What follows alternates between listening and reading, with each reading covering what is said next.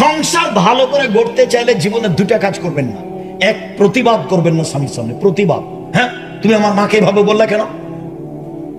হ্যাঁ, তুমি এ কথা বললে কেন? তুমি এই জিনিসটা করলে কেন?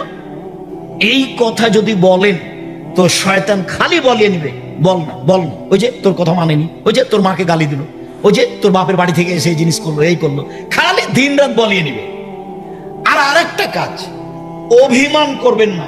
ও, তুমি আমাকে রাজশাহী সব দেখাতে নিয়ে গেলে না, তুমি আমাকে এবার ঈদে একটা ভালো শাড়ি দিলে না, এর নাম অভিমান। তো যদি করে থাকেন অভিমান, আর যদি আপনার স্বামী পূর্ণ করতে না পারে, তাহলে শয়তান সবসময় বলাবে, বল না, তোকে কিছুই দেয় না, বল না, তোর কোনো কথা শোনে না। দেখবেন যে আপনি বলছেনও তাই। তো যার পরে মেজাজ যখন খারাপ হয়ে গেছে, তখনও বলছে যে যা, তোকে কিছু দিব না, যা, তুই বলে যা, তোকে রাখবো না। তখন বলছো তুই তালাক দিয়ে দে, তুই তালাক দিয়ে তোর বাড়িতে থাকবো না, তুই তালাক দে না। তখন বলছে যা, তোকে 1 তালাক 2 তালাকে 100 তালাক দিলাম, যা। এবার শেষ, পাতা ছিঁড়ে গেছে। তো পাতা ছিঁড়ে গেছে, এখন বুদ্ধি। তো মৌলানা সাহেবের কাছে গেছে পাশে, মৌলানা সাহেব বলছেন 1 রাতের জন্য বিবাহ দিতে। ইন্না লিল্লাহি ওয়া ইন্না। তখন আর খালা ফুফুরা বলছে চুপ থাক, এটাই বিধান, মেনে নে, মেনে নে, এটাই বিধান, 1 রাতের জন্য বিবাহ বসতে হবে। খালা ফুফু বলছে, তার মানে খালা ফুফু 14 ইলিমের পড়া, ফেকার বইয়ে লেখা আছে এসব কথা। খালা ফুফু বলছে, ওকে সান্ত্বনা দিচ্ছে। তখনও বলছে ছি ছি ছি ছি, এটা কথা হলো? একদিনের যে 1 রাতের জন্য বিবাহ বসবে, এটা কথা হলো? তখন দুইজন কথা বলা বলি করে বলছে কি পথ? বলে চলো আব্দুর রাজ্জাক বিন ইউসুফকে বলো। কি ঘটনা? এই 100 তালাক দিয়েছি। ঠিক আছে, এক বৈঠকে 1 তো করে 30 দিনে 1 কোটি তালাক, 1 তালাকই হয়। আপনি সংসার করেন, কোনো চিন্তা নেই, কেউ কিছু বললে বলবেন আব্দুর রাজ্জাক বিন ইউসুফ বলেছে। শুনুন, 40 কদমের পরেও পেশাব আসবে, এই কথাই ঠিক। এই পথ বাতিল। মেনে নিলাম যে আপনি 40 কদম হাঁটছেন, পায়ের উপরে পা উঠাচ্ছেন, খক খক করে কাছেন, তো আপনার স্ত্রী কি করবে এখন? ওইও কি 40 কদম হাঁটবে? হাঁটতে বলেন না দেখি, তাহলে ওইও কি পায়ের উপরে পা উঠাবে, খক খক করে কাছবে? ধর্ম পাগল হয়ে গেছে।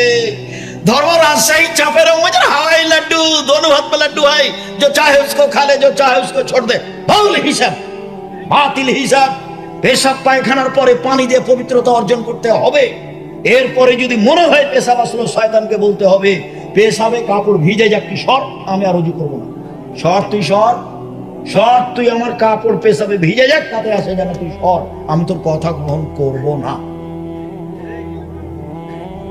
যদি পানি না থাকে তাহলে ঢেল টিস্যু পেপার, তবু 40 কদম নয়, পায়ের উপরে পা উঠানো নয়, খক খক করে কাশা নয়, পবিত্রতার বিধান এটা নয়।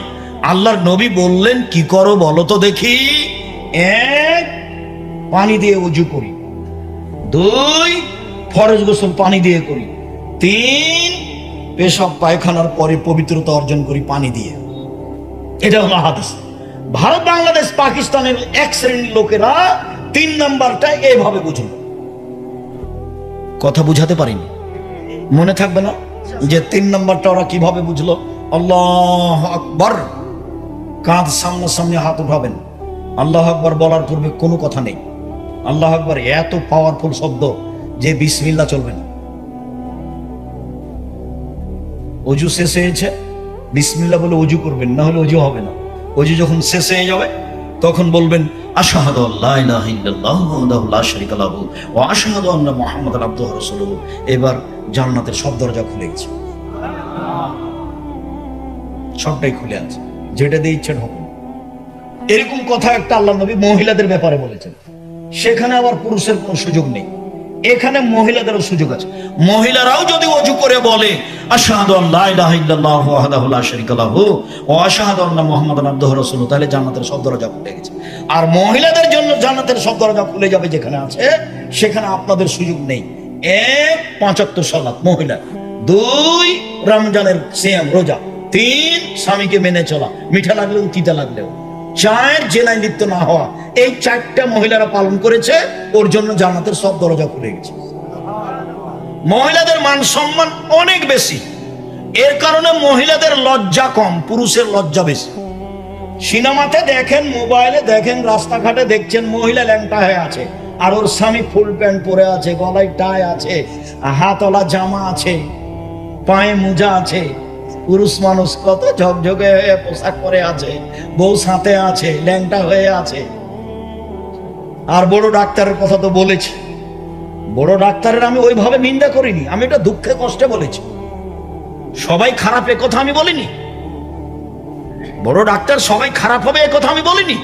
তবে টাকা নিয়ে যদি ও অন্য কোম্পানির প্রেসক্রিপশন লেখে থাকে তাহলে সে জুতা খাওয়ার যোগ্য, এই কথাই ঠিক। ওর বিদ্যা তাকে বলবে আমি রোগীর চিকিৎসা করব, সবচেয়ে যেটা ভালো ওষুধ আমার বিদ্যায় আছে সেটাই দিবে। গলায় টাই আছে, পরনে প্যান্ট আছে, টাকনোর নিচে আছে, দাড়ি চাঁচা আছে, হাতে সিগারেট আছে। এইটা কোন থানা? সাথিয়া থানার কোন এক ভদ্র বড় ডাক্তার, আপনার পিজিতে ডাক্তারি করে 3 লক্ষ টাকা বেতন। গ্রামের বাড়ি আসলো, বাপ মা চাচা চাচি আছে, সবাই দৌড়িয়ে বের হয়েছে। দেখা গেল ছেলে গাড়ি থেকে নামলো এভাবে, একটু পরে বৌমা গাড়ি থেকে নামলো, হালকা হালকা গায়ে কাপড় আছে। একটু পরে নাতনি গাড়ি থেকে নামলো, গায়ে কাপড় নেই। একটু পরে দেখা গেল গাড়ির পিছনে কুকুর আছে। সহযোগিতায় যারা আছে সব মহিলা মানুষ। প্রেসক্রিপশনে যা লিখেছে ওই কোম্পানি লেখা আছে যে টাকা দিয়েছে। বলেন এ শিক্ষিত মানুষ কিনা? নিজের বিবেচনা নিজের কাছে রাখতে হবে, অন্যের কাছে দিয়ে ফলাফল ভালো হবে না। আল্লাহ আকবার বলার পূর্বে কোনো কথা নেই, এটাই সবচেয়ে পাওয়ারফুল শব্দ। আল্লাহ আকবার বলে ডান হাতের কবজি বাম হাতের কবজির উপরে রাখতে হবে, সহিহ হাদিস। বাহুর উপরে রাখতে হবে, সহিহ হাদিস। তারপরে বুকের উপর রাখতে হবে, সহিহ হাদিস। নাভির নিচে রাখা যায় প্রমাণে হাদিস 3টাই জয়ী। আবু হুরায়রা রাদিয়াল্লাহু তাআলা আনহু বলেন, আমি আল্লাহর নবীকে জিজ্ঞাসা করলাম, বেআবি আনতা উম্মি, আল্লাহর নবী আপনার নামে আমার পিতামাতা কুরবান হোক, মা তাকুলু ফি ইসকাতিকা বাইনা তাকবীর ওয়াল কিরাতে। আপনি আল্লাহু আকবার বলার পরে খানিকক্ষণ চুপ থাকেন, আপনি কি বলেন?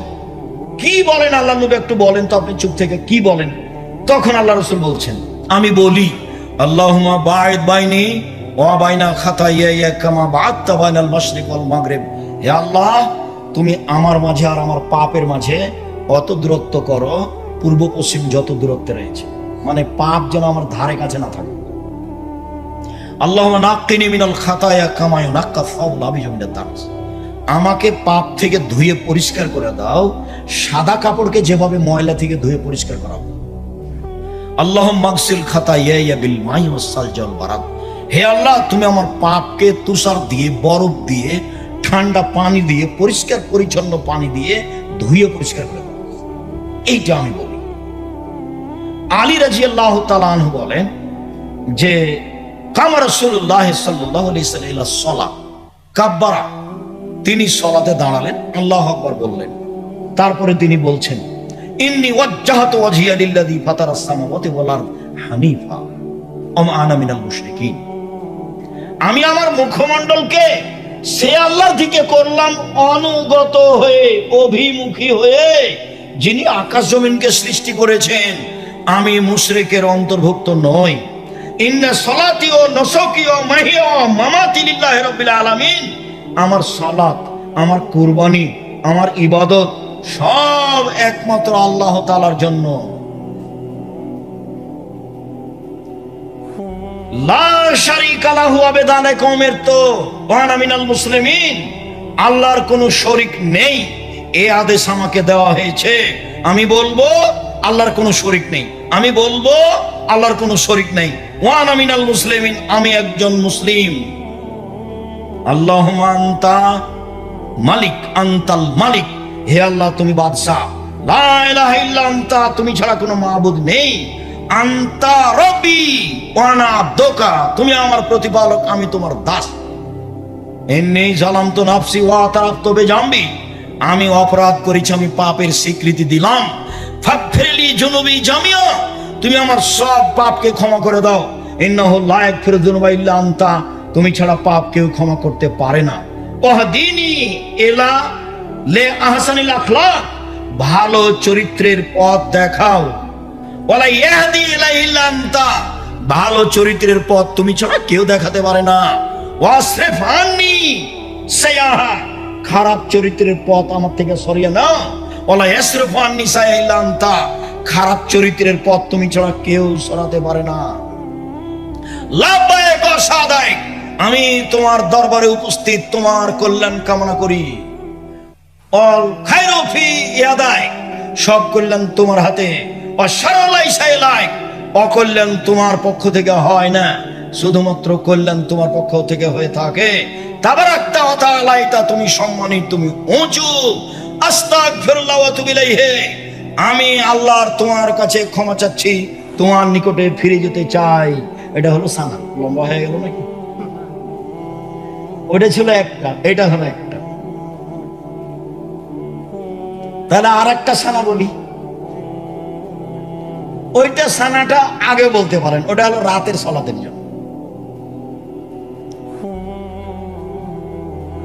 আল্লাহুম্মা লাকাল হামদু আনতা মালিকুস সামাওয়াতি ওয়াল আরদ ওয়া মান ফিহিন্না, হে আল্লাহ তোমার প্রশংসা, আসমান জমিনের প্রতিষ্ঠাতা তুমি, কাইয়ুমুস সামাওয়াতি ওয়াল আরদ ওয়া মান ফিহিন্না, এবং এর মধ্যে যা কিছু আছে তার প্রতিষ্ঠাতা তুমি। ওয়ালাকাল হামদ আনতা নূরুস সামাওয়াতি ওয়াল আরদ ওয়া মান ফিহিন্না, প্রশংসা তোমার, আসমান জমিন এবং তার মধ্যে যা কিছু সবার আলো তুমি। ওয়ালাকাল হামদ আনতা মালিকুস সামাওয়াতি ওয়াল আরদি ওয়া মান ফিহিন্না, প্রশংসা তোমার, আসমান জমিনে যা কিছু আছে তার মধ্যে যা কিছু আছে সবের মালিক তুমি। লাকাল হামদ, প্রশংসা তোমার। লেখাওকা হাক্কুন, তোমার সাক্ষাৎ সত্য। অকালকা হাক্কুন, তোমার কথা সত্য। অল জান্নাত হাক্কুন, জান্নাত সত্য। ও নার হাক্কুন, জাহান্নাম সত্য। ও নাবিউনা হাক্কুন, নবীগণ সত্য। ও সাত হাক্কুন, কিয়ামত সত্য। ও মুহাম্মাদুন হাক্কুন, মুহাম্মদ সত্য। আল্লাহুম্মা আসলামতু নাফসি ইলাইকা, হে আল্লাহ আমি নিজেকে তোমার কাছে সমর্পণ করলাম। আমান্ত বেকা, আমি তোমাকে মেনে নিলাম। ওয়ানাবতু ইলাইকা, আমি তোমার কাছে ফিরে গেলাম। ওয়া খাসামতু ইলাইকা, আমি ঝগড়া বিবাদ তোমার কাছে সমর্পণ করলাম। ওয়া হাকামতু ইলাইকা, আমি বিচারাদি তোমার কাছেই সমর্পণ করলাম সবকিছু। ওয়া তাওয়াক্কালতু আলাইকা, তোমার উপরে আমি ভরসা করলাম। আল্লাহুম্মা গফিরলি মা কাদ্দামতু ওয়া মা আখখারতু ওয়া মা আসরারতু ওয়া মা আলামতু ওয়া আনতা আলামু বিহি মিন্নি। আল্লাহ তুমি আমার আগের পাপ, বড় পাপ, ছোট পাপ, বড় পাপ, প্রকাশ্য পাপ, অপ্রকাশ্য পাপ, যত জীবনে পাপ করেছি সব ক্ষমা করে দাও। তুমি যে পাপ জানো আমার জানা নাই, সেটা তুমি ক্ষমা করে দাও। লা ইলাহা ইল্লা আনতা, তুমি ছাড়া কোনো মাবুদ নেই। আনতাল মুকাদ্দিম ওয়া আনতাল মুআখির, তুমি আগে থেকে আছো, তুমি চিরদিন থাকবে, তুমি ছাড়া প্রকৃত কোনো মাবুদ নেই। এটা একটা সানা। যাক, ছোট সানাই থাকি। তারপরে আউযু বিল্লাহি মিনাশ শাইতানির রাজিম, মাদরুদ বিতাড়িত শয়তান থেকে পরিত্রাণ চাচ্ছি। বিসমিল্লাহির রহমানির রহিম, পরম দাতা দয়ালুর নামে আরম্ভ করলাম। আলহামদুলিল্লাহি রাব্বিল আলামিন, বিশ্বজগতের প্রতিপালকের প্রশংসা। আর রহমানির রহিম, তিনি হচ্ছেন পরম দাতা দয়ালু। মালিক ইয়াউমিদ্দিন, তিনি হচ্ছেন বিচার দিনের মালিক। ইয়াকা নাবুদু, একমাত্র তোমার ইবাদত করি। ওয়া ইয়াকা নাস্তাইন, একমাত্র তোমার নিকটে সাহায্য চাই। এখন পর্যন্ত কিন্তু কিছু হয়নি। এখন পর্যন্ত যা বললাম সবকিছু তারই প্রশংসা। এখন পর্যন্ত নিজের জন্য কিছু বলিনি। এত কিছু বলার পরে এখন বলছি, ইহদিনাস সিরাতাল মুস্তাকিম, আমাকে সোজা পথ দেখাও। সিরাতাল্লাযিনা আনআমতা আলাইহিম, ওই পথ তুমি দেখাবে যাদের ভালোবেসেছো। গায়রিল মাগদুবি আলাইহিম ওয়ালাদ-দাল্লিন, ওদের পথ তুমি দেখায় না যাদের খারাপ বেসেছো। আমিন। লম্বা সময় ধরে তোমার নিকটে যে প্রার্থনা করলাম এটা কবুল করো। সূরা ফাতিহাতে একটাই বাক্য আছে, সেটা হলো আমাকে সোজা পথ দেখাও, সরল পথ দেখাও। আবুল আলা মওদুদী রাহিমাহুল্লাহ বলেছেন, আমাকে রাজপথ দেখাও। পৃথিবীর সব বিদ্বান বলেছেন, আমাকে সোজা পথ দেখাও। আর উপরে যা কিছু বলা হয়েছে শুধু এটা বলার জন্য। হঠাৎ যদি একটা লোককে বলেন যে ভাইজান আমার ছেলের হাত ভেঙে গেছে, 10,000 টাকা দেন তো, কে তুই রে? তুই টাকা এখানে আমি বানিয়ে রেখেছি নাকি তোর জন্য?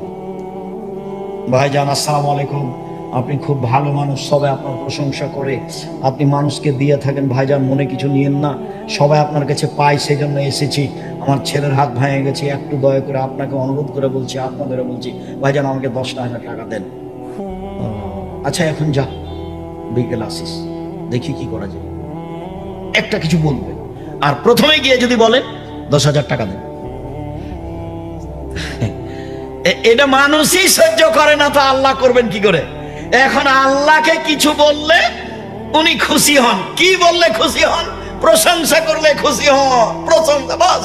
কি নিবে, খালি বলো, খালি বলো সুবহানাল্লাহ, আলহামদুলিল্লাহ, আল্লাহু আকবার, লা ইলাহা ইল্লাল্লাহ, যা চাইবে ভরে ফেলে দিব। সুবহানাল্লাহ, আলহামদুলিল্লাহ বলো, আকাশ জমিন নেকি দিয়ে পূর্ণ করে দেবো। আফজালুদ দুআ আলহামদুলিল্লাহ, সবচেয়ে উত্তম দোয়া আলহামদুলিল্লাহ। আফজালুজ যিকরি লা ইলাহা ইল্লাল্লাহ, উত্তম জিকির হলো লা ইলাহা ইল্লাল্লাহ। মানুষের মুখে উচ্চারণে একেবারে হালকা দুটা বাক্য, আল্লাহর নিকটে অতীব প্রিয় দুটা বাক্য, দাড়ি পাল্লায় অতীব ভারী দুটা বাক্য, তা হলো সুবহানাল্লাহি ওয়া বিহামদিহি সুবহানাল্লাহিল আযীম। আর বললেন শোনো, একটা তাসবিহ পড়ো, তাহলে বিচারের মাঠে ওই তাসবিহ আসবে সামনের দিক থেকে ঢাল হিসাবে, এই জাহান্নাম থামো, ঢাল হতে, আর পিছন দিক থাকবে ওই বাক্য রক্ষক হিসাবে, আর হবে স্থায়ী শতামল। তাহলে সুবহানাল্লাহি ওয়া আলহামদুলিল্লাহি ওয়া লা ইলাহা ইল্লাল্লাহ, আল্লাহু আকবার। আলহামদুলিল্লাহি রাব্বিল আলামিন, বিশ্বজগতের প্রতিপালকের প্রশংসা। আর রহমানের রহিম, তিনি হচ্ছেন পরম দাতা দয়ালু। মালিকে আমিদ্দিন, তিনি হচ্ছেন বিচার দিনের মালিক। ইয়াকা না'বুদু, একমাত্র তোমার ইবাদত করি, ওয়া ইয়াকা নাস্তাইন, একমাত্র তোমার কাছে সাহায্য চাই। আমার একটা কথা শোনো, ইহদিনাস সিরাতাল মুস্তাকিম, তুমি আমাকে সোজা পথ দেখাও, বাস, কথা শেষ। সোজা পথ মানে, হ্যাঁ, যাদের ভালোবেসেছেন তাদেরটা দিবেন। সোজা পথ মানে, হ্যাঁ, যাদের খারাপ বেসেছেন তাদেরটা দিবেন না। কথা বোঝা যায় না? একটাই বাক্য, আমাকে সোজা পথ দেখান। এই সোজা পথ মানে যাকে ভালোবেসেছেন তারটা দিবেন। এই সোজা পথ মানে যাকে খারাপ বেসেছেন তারটা দিবেন না। এটা হলো সোজা পথ।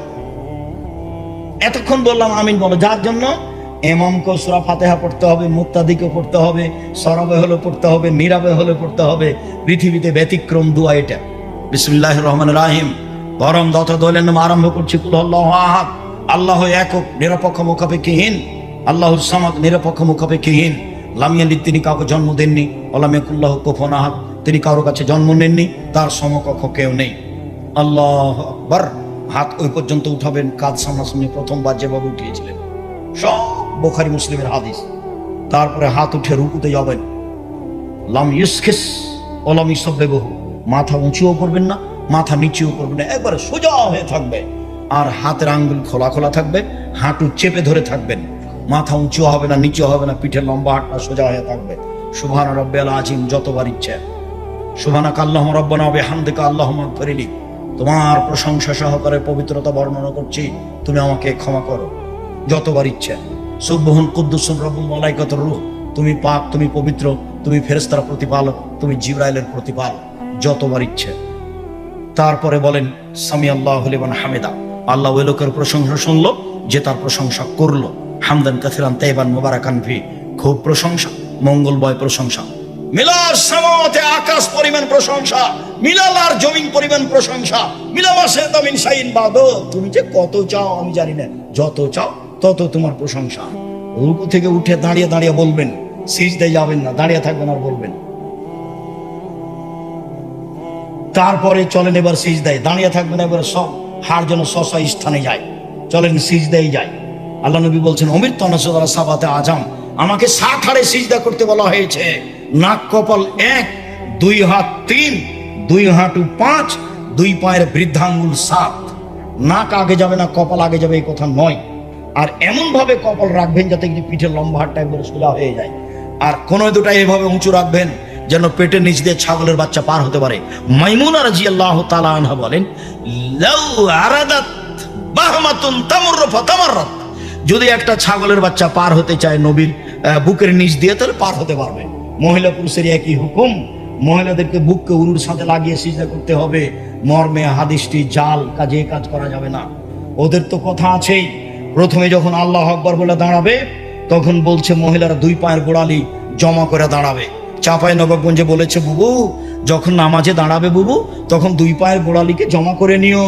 যদি দুই পায়ের গোড়ালি ফাঁকা রাখো বুবু, তাহলে লজ্জা স্থানের যোগাযোগ বুবু মাটির সাথে হবে, বুবু মাটি অভিশাপ করবে। এই কথা বলছে। আবার শাড়ি পরলে ল্যাঙ্গুট করতে হবে, সব নোংরা মিথ্যা কথা। আয়েশা রাদিয়াল্লাহু তাআলা আনতে গেলে কোনো প্রমাণ নেই। সবারই বুকের নিচ দিয়ে ছাগলের বাচ্চা পার হতে পারবে, এইভাবেই সালাত আদায় করতে হবে, এইটাই চূড়ান্ত। শুনুন,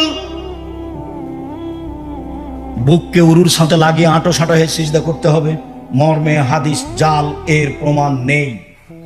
সিজদায় গিয়ে বলেন সুবহানা রাব্বিয়াল আলা যতবার ইচ্ছে, বলুন সুবহানাকাল্লাহুম্মা রাব্বানা ওয়া বিহামদিকা আল্লাহুম্মা গফিরলি যতবার ইচ্ছে, বলুন সুবহান কুদ্দুসুন রাব্বুল মালাইকাতুহু যতবার ইচ্ছে, বলুন আল্লাহুম্মা গফিরলি জামবি কুল্লাহু দিক্কাহু জুল্লাহু ওয়া লাহু আখিরুল নিয়াত ওয়া সিররা। আল্লাহ আমার ছোট পাপ, বড় পাপ, প্রকাশ্য পাপ, অপ্রকাশ্য পাপ, জীবনে যত পাপ করেছি সব ক্ষমা করে দাও। এরপরে আপনি কোরআনের আয়াত বাদ দিয়ে যত হাদিসের দোয়া আছে সব বলতে পারেন। এবার সিজদা থেকে উঠে আসেন, বাম পায়ের পাতার উপরে বসেন, ডান পা খাড়া করে দেন। বাম পায়ের পাতার উপরে বসেন, ডান পা খাড়া করে দেন। ইকা হারাম। ইকা কাকে বলে? সিজদা থেকে উঠে দুই পায়ের গোড়ালি খাড়া থাকবে আর দুই পায়ের গোড়ালির উপরে বসে যাও। বুঝলেন কথা কি? সিজদা থেকে উঠছেন তখন দুই পা কেমন হয়ে আছে? খাড়া হয়ে আছে। আর ওর নিতম্ব এবার কোথায় এসে লাগলো? গোড়ালির উপরে। এটা না যায়, এটা নিষেধ। ওকবা আর একটা, সিজদা থেকে উঠে যখন দুই পা দুই দিকে সরিয়ে দিয়েছে, নিতম্ব মাটির উপরে রেখে দিয়েছে, এটাও না যায়। মনে থাকবে না? মনে হয় সরিয়ে দিল দুই পা, এটাও না যায়। খাড়ো করে রেখে নিতম্ব মাথার উপরে নিল, পায়ের গোড়ালির উপরে, এটাও না যায়। তাহলে কি করবে? বাম পায়ের পাতা বিছিয়ে দিবে, রিজলাহুল ইসরা, বাম পায়ের পাতা বিছিয়ে দিবে, ওর উপরে বসবে। ওয়ায়ানসিবু রিজলাহুল ইউমনা, ডান পা খাড়ো করে রাখবে। আর বললেন ওয়ায়ানহা ইয়াফতারিশা কামা ইয়াফতারিশু সাবু, সিজদার সময়তে কুকুর যেভাবে হাত রেখে দেয় সেভাবে রাখা নিষেধ। এটা মনে হয় বুঝাতে পারি না। কোনই পর্যন্ত মাটিতে লেগে থাকবে, মহিলা পুরুষ সবার হারাম, এইভাবে থাকবে, এইভাবে। এটা বলছেন আল্লাহ নবী কুকুরের রাখার মতো, বাঘ শ্রীগালের রাখার মতো, ভাষা ওইভাবে উল্লেখ করেছে। উঠে আসেন আল্লাহুম্মা গফিরলি ওয়ারহামনি ওয়াহদিনি ওয়াফিনি ওয়ারজুকনি, আল্লাহ তুমি আমাকে রুজি দাও, দয়া করো, খেতে দাও, হেদায়েত দাও। তারপরে আবার সিজদায় ওইগুলি দোয়া। এই হলো এক রেকাত। তারপরে এইভাবে আরেক রেকাত। তারপরে আত্তাহিয়াতের বৈঠক, ওই বাম পায়ের পাতার উপরে বসতে হবে, ডান পা খাড়ো করে রাখতে হবে, হাত এভাবে রাখতে হবে। তারপরে সালামের বৈঠক। সালামের বৈঠক হয় 4 রাকাতে, সালামের বৈঠক হয় 3 রাকাতে, সালামের বৈঠক হয় 2 রাকাতে, সালামের বৈঠক হয় 1 রাকাতে, সালামের বৈঠক 4 রাকাতে, জোহর, আসর, এশা। সালামের বৈঠক 3 রাকাতে মাগরিব, সালামের বৈঠক 2 রাকাতে ফজর, সালামের বৈঠক 1 রাকাতে বিতর। বিতর 3 রাকাত পড়তে পারেন, তবে 1 রাকাতের হাদিস সঙ্গে বেশি। মাঝে মধ্যে 3 রাকাত পড়ে নেবেন, সারা জীবনে 1 রাকাতই পড়েন, হালকা ভালো ভারীর চেয়ে। এরপরে চলেন এবার আত্তাহিয়াতের বৈঠক, সালামের বৈঠক। বাম হাতের আঙ্গুল এইভাবে জমা থাকবে, ডান হাতের আঙ্গুল 3টে জমা করে নেওয়ার পরে, 2টা জমা করে নেওয়ার পরে তৃতীয় আঙ্গুলের নখের উপরে বৃদ্ধাঙ্গুলের মাথা রাখতে হবে, গোলাকার এইভাবে করতে হবে। আল্লাহ নবী বলছেন ওয়াতবা বাসারাহু ইলাইহা, এবার চক্ষু এখানে লাগিয়ে রাখেন আঙ্গুলের উপরে। এখন চক্ষু কোথায় থাকবে? আঙ্গুলের উপরে, অবিরাম নড়বে।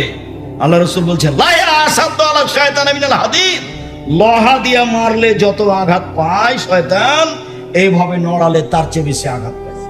এটা রাসূলের মুখের ভাষা। শয়তানকে ক্ষমতা দেওয়া হলে কি হবে? সবটা পারে না। এটা তো পাবনা মানে বাড়িঘর ভালো, সাতক্ষীরা মানে বাড়িঘর ভালো নয়। সাতক্ষীরা মানে ওদিকে একটা ঘর, এদিকে একটা ঘর, মধ্যে গরুর গাড়ির রাস্তা। কোথায় যে বাহির দরজা? পাবনা মানে বাড়িঘর ভালো না ভাইজান? চতুর্দিক ঘেরা আছে, একটা দরজা আছে, সালাম দিয়ে ঢুকবে। গরিব মানুষ, দরজা নেই, পর্দা ঝোলা আছে। আল্লাহ নবী বলছেন এই শোনো, দরজা নেই তো কি হবে? ঘুমানোর সময় তো একটা কাগজ খড়খড়িয়ে বিসমিল্লাহ বলে গেটে এখানে রেখে দাও, যেখানে দরজা হতো সেখানে রেখে দাও। শয়তানের বাবাও ঘর পর্যন্ত ভিতরে যেতে পারবে না, কোনো পথ পাবে না, ও যাওয়ার সব বন্ধ। অবাক, বিসমিল্লাহ। চট করে একটা কথা মনে আসলো, মধ্যেখানে বলেই রাখি। পাবনার লোক রংপুর, দিনাজপুর, লালমাটি, ইনফাড়ি, পঞ্চগড়, ঠাকুরগাঁ, গাইবান্ধা, জয়পুরহাটের চেয়ে ভালো। কেন? বাপ মরার সাথে সাথে বোনকে জমি দিয়ে দেয়। ওরা দেয় না। তাতে বলা হয়েছে যে ভিক্ষা করার টাকা দিয়ে চাউল কিনে ভাত খেয়ে ইবাদত কবুল হবে, শ্বশুরের কাছে যৌতুকের টাকা নিয়ে সেই টাকা দিয়ে চাউল কিনে ভাত খেয়ে ইবাদত কবুল হবে না। আর যে বোনকে জমি দেয়নি এখনো, সেই বাপ কুকুর শ্রীগালের চেয়ে খারাপ। আমি বলেছি তোমার বাপকে যদি আমি কুকুর শ্রীগালের চেয়ে খারাপ প্রমাণ করতে না পারি, আমি বক্তব্য দেব না। তোমার দাদা 15 শতক জমি রেখে মারা গেছে, তোমার বাপ নিবে 10 শতক 2 ভাগ, আর তোমার ফুফু নিবে 1 ভাগ। সকালে তোমার বাপ নিবে আর বিকালে তোমার ফুফু নিবে, এটা প্রমাণ করে দেখো। 10 বছর তো বহু দূরের কথা। তোমার বাপকে বলে দিও, আব্বা ভাগ্য নিয়ে এসেছি, কুকুর জমি খেয়ে মরতে রাজি নই। আপনি কি মনে করেন আমরা ভাগ্য ছেড়ে এসেছি? আমাদের ভাগ্যে কিছুই নাই, আমরা এমনি দুনিয়াতে চলে এসেছি। দিন মজুরি তো দিন মজুরি করে খাবো। কালকে একটা ছেলে বলছে আমি হলাম মুসাব্বের, আব্দুল মুসাব্বের। ওস্তাজি আমি আপনার ছাত্র। তুমি আব্দুল মুসাব্বের? কোথায়? জান্নাতুল গায়বান্ধা গোবিন্দ। ও, তুমি খুব সুন্দর করে আরবি অক্ষরগুলো লিখতে, বাংলা ঘর ভরে, সেই আব্দুল মুসাব্বের? জি। অনুমান 25 বছর আগের কথা, 25-30 বছর আগের কথা। তো যারা ঢাকায় বড় ধনী তার মধ্যে ও একজন। তো এর নাম তাকদির। ও তো আমি তাকে কতদিন পিটালাম, তা আমি বলছি যে তোমার পিটন মনে আছে কি? ওস্তাজি আমি মেধা যার ভালো তাদের মধ্যে, আমি এক দিন মার খাইছি। মানে আমি ক্লাসে কোনোদিন লাঠি ছাড়া পড়াই নাই, যদি লাঠি না থাকে তো সেদিন ক্লাস হয় না। আর আমি ক্লাসে যাব, কোনো ছেলে পড়া না করে ক্লাসে বসবে, এরকম দুঃসাহস কোনো ছাত্র রাখে না।